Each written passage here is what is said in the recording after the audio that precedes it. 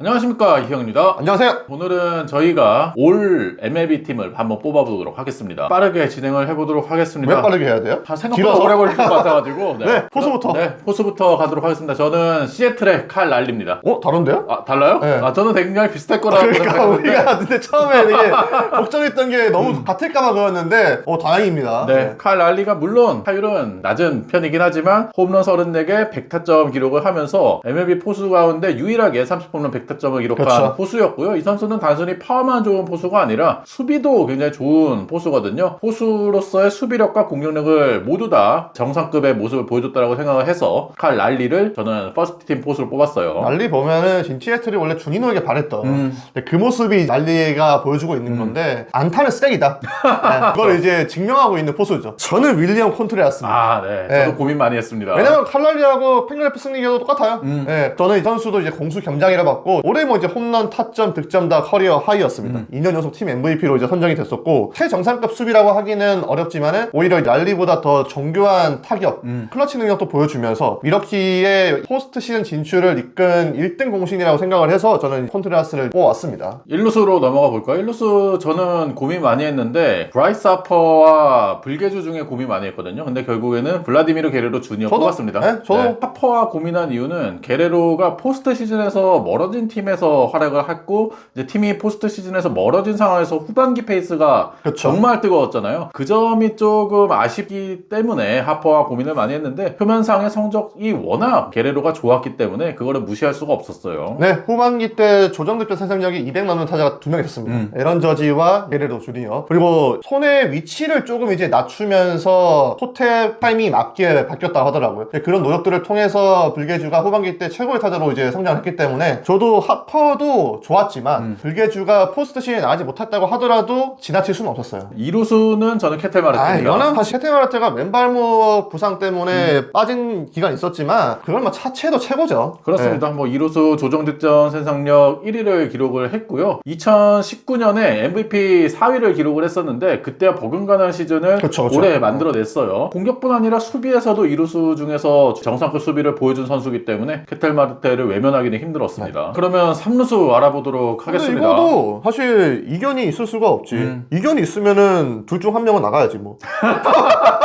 호세 라미레스. 그치, 호세라미레스지. 네. 홈런 하나 모자라서 40을 하지 못했던 호세 라미레스였는데 역시나 공수 모두에서 리그 정상급의 활약을 했고요. 경쟁자라고 할 수 있는 뭐 아레나도 마차도 오스틴 라일리 이 선수들 전부 다 부진하다 보니까 호세 라미레스가 뭐 독보적으로 3루수에서 퍼스트 팀을 차지할 수가 있었습니다. 이희영 위원의 의견 공수 받고 저는 주까지 붙이겠습니다. 그렇죠. 네. 공수주 3박자가 갖춰진 선수라고 이제 항상 생각이 되고 올해 좀 과소평가 받는 그런 시즌을 임팩트로 좀 바꾼 시즌이었었죠. 항상 외면받는 그런 스타일이었는데 올해는 성적을 좀 보여주면서 이제 존재감을 가시를 했었고 앞서 이제 소개를 했었던 아레나도 있지만 마차도 데버스 다 이제 띄워 넣어놓고 그러면 유격수 알아보도록 하겠습니다. 저는 뽑을 때 유격수가 제일 치열했던 것 같아요. 근데 치열해도 저는 답은 이미 나와 있었던 거였어요. 저도 물론 딱 적어놓고 시작하긴 했는데 그러니까 그 뒤에 선수들이 너무나 아쉽더라고요. 아니 뭐 린도 당연히 있고 버너 앤더슨 있을 거고 뭐 아다메스 뭐 엘리 델라크루스 엄청 후보들이 쟁쟁하긴 한데 마비투 주니어를 넘을 수 있는 선수는 없었지. 그렇죠. 네. 올해 확실한 브레이크 아웃 시즌을 보냈죠. 30을 그렇죠. 2년 연속으로 달성을 했고요. 그리고 유격수 중에서 가장 좋은 조정득점 생산력을 기록을 했습니다. 공격뿐 아니라 수비에서도 더욱더 성장하는 모습 보여줬거든요. 수비가 성장하는 게 정말 어렵잖아요. 어렵죠. 그런 면에 있어서 바비트 주니어는 공수 모두에서 계속해서 성장하는 모습을 보여주는 게 이제 정말 대단하다라는 생각이 들어요. 천재성을 이미 뭐 가지고 있다라고 이제 봐야 되고 거기에 이제 노력까지 더해지면서 수비가 이제 일취월장한 선수인데 올해 이제 또 30홈런과 30도루에다가 200안타 돌파를 했는데 24살 시즌 이하에 만들어낸 두 번째 선수더라고요. 에이로드가 있었고 근데 에이로드는 이제 그때는 좀 나는 아끼겠습니다. 저는 뭐 비단 올해뿐만 아니라 유격수의 전체 시즌 통틀어서도 올해 바비투 주니어의 시즌은 역대급이라고 그렇죠. 네, 평가를 하고 싶습니다. 네, 그러면 외야로 넘어가 보겠습니다. 왜요? 좌익수. 거의 뭐 비슷하지 않을까요? 저는 근데 자중우는 안 꼽았어요. 그래서 저는 나눠서 뽑았습니다. 네. 그래서 좌익수가 저는 좀 애매하긴 했는데 주릭슨 프로파 뽑았습니다. 근데 줄만해. 네. 뽑을만해. 근데 자익수라고 딱 이제 가정하면. 요르단 알바레스, 제런 듀란 이런 선수들이 있긴 했는데 그 선수들은 다른 포지션에서 더 많이 뛴 맞아요. 선수들이다 보니까 제일 했고요. 프로파가 샌디에고에서 올 시즌 가장 꾸준한 활약을 펼쳤던 선수라고 생각해요. 특히나 상위 타선에서 타티스가 빠졌을 때도 꾸준히 활약하는 모습을 모습을 보여줬고 그렇죠. 네. 통산 처음으로 또 올스타에 선정될 정도로 드디어 만년 유망주 딱지를 떼고 정상급 선수로 성장한 시즌이라고 생각을 해서 좌익수로는 프로파를 뽑았습니다. 제가 기억하는 12년 전인데. 그렇죠. 네. 지금 강산이 이제 바뀌고 이제 한참을 지난 시간에서야 전미 유망주 전체 1위에 해당하는 시즌을 이제 찍었으니까 굉장히 좀 오랫동안 기다렸던 프로파는 저는 좌익수를 이제 딱 한정을 했을 때는 당연히 들어갈 만하다고 생각을 하고 저는 뭐 에런 저지입니다. 그렇죠. 저도 중견수는 에런 저지입니다.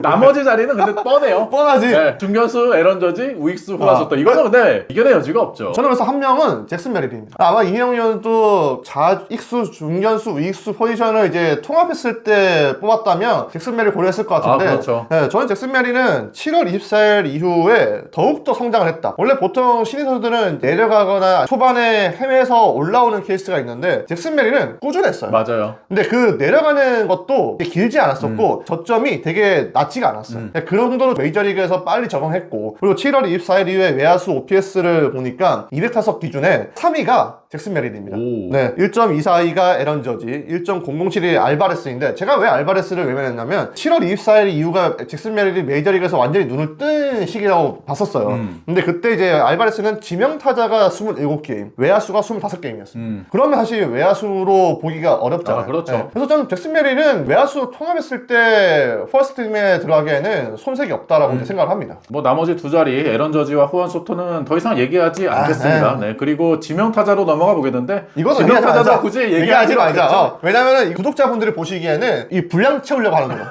설명을 드릴 이유가 없지 않습니까? 네. 저희가? 당연히 오타니지. 뭐. 아, 그렇죠. 네. 사실 오타니 말 필요 없이 그냥 넘어가면 돼. 네, 그럼 그냥 넘어가도록 네. 하고요. 선발 투수 뽑아보도록 하겠습니다. 근데 선발 투수는 두 명의 트리플 크라운 선수들의 맞대결이라고 생각하는데 저는 크리스 에일 난 뽑았습니다. 그럴 줄 알았어. 팔이 안으로 안 굽을 수가 없어. 네, 네. 뭐 팔이 안으로 안 굽더라도 크리스 에일을 외면하기는 아니, 조금 어렵죠. 굽었어 내가 봤을 때는. 트리플 크라운 차지를 했고 9인인단 피홈런도 메이저리그 1위, 9인인단 탈삼진도 메이저리그 1위, FIP도 메이저리그 전체 1위였어요. 뭐 타릭 스쿠벌도 물론 아메리칸 리그에서 정말 뛰어나가려 했지만 전체적으로 봤을 때는 스쿠벌보다 세일이 조금 더 나았다라고 네. 생각합니다. 저는 당연히 뭐 스쿠벌이고요. 저는 이제 세일이 막판까지 올라왔다면 스쿠벌에게 ERA 타이틀을 넘겨줄 수도 있었다. 이제 그러면 이제 스쿠벌은 NLA의 통합 트리플 크라운을 달성하게 되는 건데 이걸 이제 아쉽게 달성하지 못한 투수를 외면하기는 어려웠었고 당연히 저는 올해 최고의 투수는 스쿠벌이라고 생각을 해요. 불펜으로 가보면 저는 엠마누엘 클라스, 그리고 둘 중 한 명이야. 사실. 라이언 헬슬리. 그렇죠. 클래스리 아니면은 클라스고 사실 중간 개투에게 펄스 팀에 넣기에는 중간 개투랑 이 마무리의 어떤 부담감. 그 부담감 네. 그리고 가지고 있는 어떤 입지 이런 게 다르기 때문에 당연히 마무리 쪽으로 이제 톤이 가는 거고 저도 이제 클라스입니다. 클라스가 47세이브에 0.61의 평균 자책점 기록을 했는데 메이저리그 역대 45세이브 이상 0점대 평균 자책점 기록한 선수가 역대 클라스가 이제 네 번째 선수였어요. 클리브랜드의 강력한 불펜의 끝판왕 클리브랜드가 강력한 불펜의 지위를 누릴 수 있었던 가장 큰 이유가 클라스의 존재였기 때문에 저도 당연히 클라스를 뽑았었고요.